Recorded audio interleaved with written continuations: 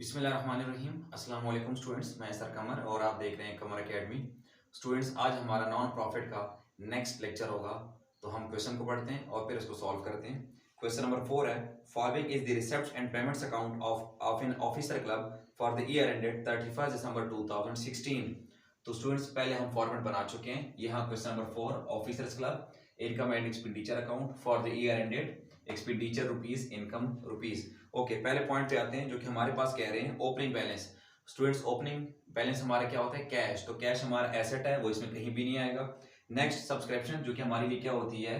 Income होती है। ठीक है, तो हम यहाँ लिख लेंगे सब्सक्रिप्शन। ठीक है, इसकी वैल्यू हम फिलहाल इनर कॉलम में लिख रहे हैं, क्या पता इस पे कोई एडजस्टमेंट हो। ठीक है, नेक्स्ट इंटरेस्ट फीस जो कि डेल का पॉइंट है, तो फिलहाल हम इसको छोड़ देंगे जब तक हम पूरा क्वेश्चन ना रीड आउट कर लें। Next, sale of old magazines जो कि हमारे लिए क्या है? इनकम है। हमने कोई ओल्ड मैगजीन वगैरह सेल किए हैं। ठीक है, जो कि हमारे लिए क्या है? इनकम है, जिसकी वैल्यू हमारे पास है 50। नेक्स्ट हमारे पास है इंटरेस्ट ऑन इन्वेस्टमेंट। हमने कई पैसे इन्वेस्ट किए, उस पर हमें इंटरेस्ट सूद मिला है, जो कि हमारे लिए क्या है? इनकम है। ठीक है, तो हम यहाँ लिख लेंगे इंटरेस्ट ऑन इन्वेस्टमेंट। ठीक है, और इसकी वैल्यू है 500। नेक्स्ट हमारे पास स्टूडेंट्स है अदर रिसेप्ट्स। जहां पे स्टूडेंट्स आ जाए रिसेप्ट समझ आपके लिए वो है क्या? इनकम ही है। ठीक है, ये आपको मैं पहले बता चुका हूं। नेक्स्ट पॉइंट पे आते हैं सामने, सैलरीज जो कि हमारा क्या होता है? एक्सपेंस। ठीक है, हम यहाँ लिख लेंगे सैलरीज, जिसकी वैल्यू है 3600। नेक्स्ट हमारे पास स्टूडेंट्स टेलीफोन चार्जेस, ये भी हमारा क्या है? एक्सपेंस है, टेलीफोन चार्जेस, और इसकी वैल्यू है 750। नेक्स्ट हमारे पास स्टूडेंट्स इंश्योरेंस, हमने इंश्योरेंस करवाई है, जो कि हमारे लिए क्या है? एक्सपेंस है। ठीक है, नेक्स्ट हमारे पास है मिसलेनियस एक्सपेंडिचर, वो खुद कह रहे हैं मिसलेनियस एक्सपेंडिचर। तो जब खुद लिखा हुआ एक्सपेंडिचर, तो इसका मतलब है कि हमारे लिए क्या है? एक्सपेंस है। नेक्स्ट हमारे पास वो कह रहे हैं सब्सक्रिप्शन टू न्यूज़पेपर। याद रखिए स्टूडेंट्स, बहुत सारे बच्चे इससे पजल होते हैं कि सब्सक्रिप्शन तो इधर इनकम है, तो फिर ये लिखा हुआ है सब्सक्रिप्शन, तो ये भी इनकम में लिख लेंगे? नहीं, याद रखिए स्टूडेंट्स, अगर सिर्फ लिखा हुआ है सब्सक्रिप्शन तो वो आपकी इनकम है। आसान ट्रिक बता रहा हूं, अगर तो सब्सक्रिप्शन रिसिप्ट्स वाली साइड लिखा है तो इट्स मीन वो आपके लिए इनकम है। अगर तो पेमेंट साइड लिखा है तो वो आपके लिए एक्सपेंस है। नहीं तो एक और, अगर लिखा हो सब्सक्रिप्शन फ्रॉम तो हमने पैसा लिया है, वो हमारे लिए इनकम। जब लिखा हो सब्सक्रिप्शन टू तो हमने किसी को पैसा दिया है, तो इट्स मीन वो हमारे लिए क्या है? खर्चा है, जो कि एक्सपेंस है। अब यहाँ वो कह रहे हैं सब्सक्रिप्शन टू न्यूज़पेपर, हमने कोई अखबार वगैरह ठीक है लगवाई है, तो हमने उनके पैसे दिए, तो हमारे लिए क्या है? एक्सपेंस है। ठीक है, यहाँ लिख लेंगे सब्सक्रिप्शन टू न्यूज़पेपर, जो कि हमारे लिए क्या है? एक्सपेंस। नेक्स्ट हमारे पास स्टूडेंट्स है परचेज ऑफ स्पोर्ट्स मटेरियल। मैं आपको पहले सेकंड लेक्चर में बता चुका हूं, जिसमें शायद क्वेश्चन नंबर 2 था, उसमें स्पोर्ट्स मटेरियल मैं आपको बता चुका हूं। ये हमारा क्या होता है? एसेट। जो क्रिकेट वगैरह या स्पोर्ट्स की जो किट वगैरह होती है, ठीक है, ये हमारे एसेट होते हैं अगर ये साल से ज्यादा चलते हैं। ठीक है, मोस्टली। तो फिलहाल ये लिखा हुआ परचेज ऑफ स्पोर्ट्स मटेरियल 6000, वैसे हमारा एसेट है, लेकिन फिलहाल हम इसको छोड़ रहे हैं, क्या पता हमें बाद में लिखना पड़ जाए, तो मैं आपको बताऊंगा हमने इसको क्यों लेके एक्सपेंस या इनकम वाली साइड। ठीक है, तो फिलहाल हम इस पॉइंट को छोड़ रहे हैं। नेक्स्ट, क्लोजिंग बैलेंस जो कि हमारा कैश है, तो इसको हम कहीं नहीं लिखेंगे क्योंकि कैश हमारा एसेट होता है। नेक्स्ट स्टूडेंट्स कह रहे हैं 2000 जो एडजस्टमेंट है, 2015 दिसंबर 31 बैलेंस ऑफ इन्वेस्टमेंट 10,000। अब स्टूडेंट्स याद रखिएगा, हम 2016 का बना रहे हैं, वो कह रहे हैं 2015 दिसंबर 31 2015। तो बैलेंस ऑफ इन्वेस्टमेंट, इन्वेस्टमेंट हमारे क्या होता है? एसेट। बेशक पिछले साल का है, लेकिन ये यहाँ कहीं नहीं आएगा क्योंकि हम यहाँ इनकम और एक्सपेंडिचर देख रहे हैं। नेक्स्ट स्टूडेंट्स, बिल्डिंग, वो भी हमारा एसेट, इग्नोर। उसके बाद वो कह रहे हैं सब्सक्रिप्शन ड्यू 3000। याद रखिए स्टूडेंट्स, अभी तक की तीनों पॉइंट, इन्वेस्टमेंट, बिल्डिंग, दोनों एसेट हैं, और सब्सक्रिप्शन जो कि हमारी इनकम का पॉइंट है, लेकिन उसकी वैल्यू बता दी है ड्यू 3000। और स्टूडेंट्स ये किस साल की बात कर रहे हैं? 2015। तो अगर आप तवीज पे हैं नोट 2 पे, तो तवीज जो आपका फर्स्ट लेक्चर था इंट्रोडक्शन लेक्चर, उसमें मैं आपको सेकंड जो तवीज बता चुका हूं, वो ईयर्स वाला, सेम ईयर, प्रीवियस ईयर या नेक्स्ट ईयर। तो स्टूडेंट्स ये सब्सक्रिप्शन 3000 2015 की बता रहे हैं, हम बना रहे हैं 2016 की। ठीक है, तो उसके मुताबिक तो ये पिछले साल का पॉइंट है, और आपको मैं बता चुका हूं कि प्रीवियस ईयर, नेक्स्ट ईयर के पॉइंट क्या होते हैं? लेस होते हैं। ठीक है, तो हम क्या करेंगे? यहां लिख लेंगे माइनस लास्ट ईयर या प्रीवियस ईयर के नाम से हम लेस कर देंगे, क्योंकि सब्सक्रिप्शन पे इनकम, इनकम पे पॉइंट है और पिछले साल का है, तो लेस करेंगे। ठीक है, और अगर आप देखें स्टूडेंट्स, तो मैं आपको तवीज में बता चुका हूं, डबल इफेक्ट होते हैं कि इधर लेस और एक ओपनिंग एसेट, लेकिन चूंकि हम यहाँ सिर्फ एक ही डब्बा बना रहे हैं इनकम एंड एक्सपेंडिचर का फॉर्मेट, तो हम सिर्फ यहाँ लेस करेंगे क्योंकि बैलेंस शीट तो हम बना नहीं रहे, तो बाकी हम इग्नोर कर देंगे, ठीक है। Next, the balance on December 31 2016, यानी इस साल की बात कर रहे हैं। सब्सक्रिप्शन 2500, इट्स मीन स्टूडेंट्स 2016 की बात कर रहे हैं। तो मैं आपको बता चुका हूँ सेम ईयर के पॉइंट क्या होते हैं, ऐड, और किस पे है, सब्सक्रिप्शन यानी कि इनकम पे। और आपको मैं ये बता चुका हूँ कि सेम ईयर के पॉइंट को हमने नाम क्या देना है, आउटस्टैंडिंग, ठीक है। तो हम ये ऐड करेंगे क्योंकि सेम ईयर का पॉइंट है। और आप ये देख चुके हैं कि अगर आप नोट 2 पे आए तो उसमें मैं बता चुका हूँ आपको कि अगर इनकम का पॉइंट है तो ऐड और क्लोजिंग एसेट, लेकिन वंस अगेन हम सिर्फ प्लस करेंगे क्योंकि बैलेंस शीट वगैरह हम बना नहीं रहे, तो सेकंड इफेक्ट इग्नोर कर देंगे। Next students, depreciate building bye 5%, ये जरा गौर से देखिएगा। वो कह रहे हैं बिल्डिंग की वैल्यू 5% डिप्रिसिएट करें।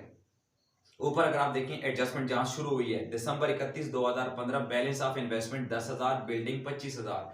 ये स्टूडेंट्स हमारे पास दो एसेट हैं जो कि वो कह रहे हैं पिछले साल के जो एसेट हैं इन्वेस्टमेंट और बिल्डिंग 25,000 और इन्वेस्टमेंट 10,000। तो याद रखिए स्टूडेंट, जब आपके पास इस साल के एसेट ना हो तो आप ये समझे कि जो पिछले साल के एसेट होते हैं वो इस साल के लिए ओपनिंग एसेट होते हैं। यानी अगर पिछले साल के हमारे पास ये 10,000 की इन्वेस्टमेंट है और बिल्डिंग 25,000, तो इस साल भी तो यही दो चीजें होंगी, ठीक है। बिल्डिंग और इन्वेस्टमेंट ये दोनों हमें इस साल भी इन्वेस्टमेंट होंगे हमारे, ठीक है। तो वो यही कह रहे हैं जो बिल्डिंग आपके पास 25,000 है उसकी वैल्यू आप 5% डिप्रिसिएट करें। क्या करें, डिप्रिसिएट। तो स्टूडेंट्स डिप्रिसिएट का मतलब क्या होता है, वैल्यू कम करना, यानी बिल्डिंग की वैल्यू 5% कम कर दें तो हम क्या होंगे, खुश या उदास। ऑफ कोर्स उदास होंगे, यानी उसकी वैल्यू कम हो जाएगी, जो कि हमारे लिए क्या हो जाएगा, खर्चा। तो स्टूडेंट्स बिल्डिंग तो हम कहीं नहीं लिखेंगे, लेकिन उस पर जो हम लेंगे डिप्रिसिएशन, वो हमारे लिए खर्चा हो जाएगा। यहाँ लिख लेंगे डिप्रिसिएशन ऑन बिल्डिंग, ठीक है। आप इसके नीचे बेशक शो करके बता दीजिएगा 25,000 मल्टीप्लाई 5/100, जो कि वैल्यू आ जाएगी स्टूडेंट्स 1250। ये यानी कि वो ये कहना चाह रहे हैं कि जो 25,000 की बिल्डिंग है उसकी वैल्यू इतनी कम हो गई है, तो हमारे लिए क्या है, एक्सपेंस है। नेक्स्ट वो कह रहे हैं इंटरेस्ट ड्यू ऑन इन्वेस्टमेंट, इसी 2016 में, क्योंकि अभी तक वो स्टेटमेंट चल रही है, ठीक है। नहीं तो आपको मैं क्लियर कट बता दूं, और पहले बता चुका हूं, जब किसी एडजस्टमेंट के साथ साल ना मेंशन हो तो आप लोग समझ जाइएगा सेम ईयर का पॉइंट है। तो इंटरेस्ट ड्यू ऑन इन्वेस्टमेंट, जो इन्वेस्टमेंट हमारा एसेट है उस पर इंटरेस्ट ड्यू, अभी उनसे हमने इंटरेस्ट लेना है। नहीं तो सिंपल आपको बता चुका हूं, जब सेम ईयर का पॉइंट होता है वो क्या होता है, ऐड, और इंटरेस्ट हमारा क्या है, इनकम का पॉइंट है। ये मैंने लिखा हुआ इंटरेस्ट ऑन इन्वेस्टमेंट, जो कि पीछे हम रिसिप्ट एंड पेमेंट अकाउंट से पॉइंट पिक कर चुके हैं। तो वो 500 की वैल्यू थी, वो कह रहे हैं कि इंटरेस्ट अभी ड्यू है, यानी उनसे अभी और लेने हैं, कितने, 500। तो हम यहाँ सिंपल ऐड कर दीजिएगा बेशक आउटस्टैंडिंग के नाम से, क्योंकि सेम ईयर का पॉइंट है, तो 1000 वैल्यू बाहर आ जाएगी, ठीक है। Next, prepare income and expenditure account. Students बाकी हमने ऑलमोस्ट सारे पॉइंट्स कर लिए हैं, तो हम क्या करेंगे, जो इसमें कोई एडजस्टमेंट प्लस माइनस हो रही है वो हम इसमें प्लस माइनस कर देंगे, ठीक है। और फिर हम इसको देखेंगे कि साइड कौन सी बड़ी है। तो हमने पहले सब्सक्रिप्शन को किया, इसकी वैल्यू बाहर आ जाएगी 21,000। अब स्टूडेंट्स हम सारे पॉइंट पढ़ चुके हैं, शायद सिर्फ एक पॉइंट रह गया हो, वो ये रह गया है कि अगर आप देखें तो हमने पूरा सवाल पढ़ लिया। अच्छा स्टूडेंट्स, हमने सारे पॉइंट कर लिए हैं, सिर्फ हमारे पास पीछे 2 पॉइंट रह गए हैं। अगर आप पीछे हैं तो क्वेश्चन नंबर 4 के जो स्टार्ट में जो रिसिप्ट साइड पे 2 पॉइंट है, एक लिखा हुआ इंटरेस्ट फीस, जो कि डेल का पॉइंट है, और आपको मैं बता चुका हूँ डेल के तीनों में से एक पॉइंट है या तीनों आए, आपने पहले देखना है।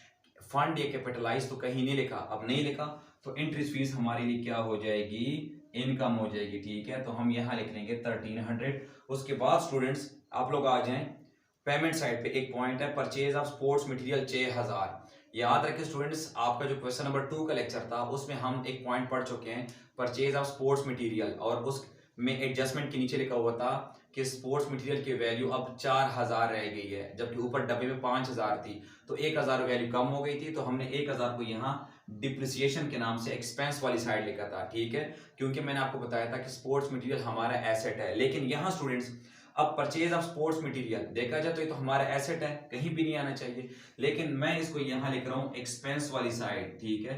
अब बच्चे पूछेंगे कि सर आपने फिर यहाँ क्यों लिखा एक्सपेंस वाली साइड, आपने पिछले सवाल में तो नहीं लिखा था। याद रखिए स्टूडेंट्स, आपके पास अगर कोई एसेट, जैसे कि अब ये स्पोर्ट्स मटेरियल है, अब इसको मैंने परचेज किया है, लेकिन नीचे एडजस्टमेंट में कुछ नहीं लिखा हुआ, ठीक है, कि भाई इसकी कितनी वैल्यू रह गई है। इसका मतलब है कि ये सारी वैल्यू क्या हो गई है, डिप्रिसिएट, यानी इसकी वैल्यू अगर कुछ भी नहीं बची तो इट्स मीन कि हमने पूरे साल के अंदर इस तमाम स्पोर्ट्स मटेरियल को यूटिलाइज कर लिया, ठीक है।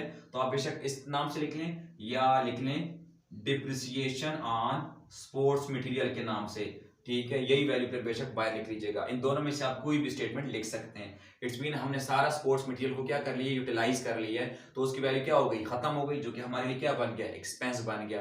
तभी हमने स्टूडेंट्स इस वैल्यू को, स्पोर्ट्स मटेरियल के पॉइंट को इस क्वेश्चन में यहाँ एक्सपेंस वाली साइड लिख ली है, जबकि पिछले हमने लेक्चर में नहीं लिखा था क्योंकि उसकी वैल्यू 1000 कम हुई थी, तो हमने सिर्फ 1000 को लिखा था। अब यहाँ कुछ मेंशन नहीं है, इट्स मीन सारा स्पोर्ट्स मटेरियल यूटिलाइज हो गया।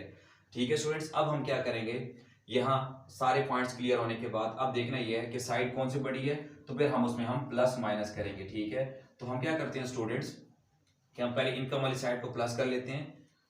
ठीक है, हम यहाँ लिखेंगे इनकम और एक्सपेंस। ठीक है, तो हमने जब इनकम वालों को आपस में प्लस किया तो स्टूडेंट्स ये वैल्यू आ जाती है 24,150। और अब हम एक्सपेंस वाली जो साइड है उसको हम प्लस कर लेते हैं ताकि हमें आइडिया हो जाए कि उसकी वैल्यू कितनी आ रही है। ठीक है, तो स्टूडेंट्स हमारे पास जो एक्सपेंस साइड की वैल्यू है वो आ रही है 13,920। तो स्टूडेंट्स यहाँ क्लियर हो गया कि इनकम वाली साइड बड़ी है, इट्स मीन अब इस वैल्यू को हम इधर भी लिख लेंगे और इधर भी, और इसमें क्या करेंगे, सारे एक्सपेंस माइनस करेंगे। लेकिन पिछले लेक्चर्स की तरह इसमें से ये सारे माइनस करने की बजाय सिर्फ ये जो एक वैल्यू ये माइनस कर देंगे तो हमारे पास इंशाल्लाह आंसर आ जाएगा।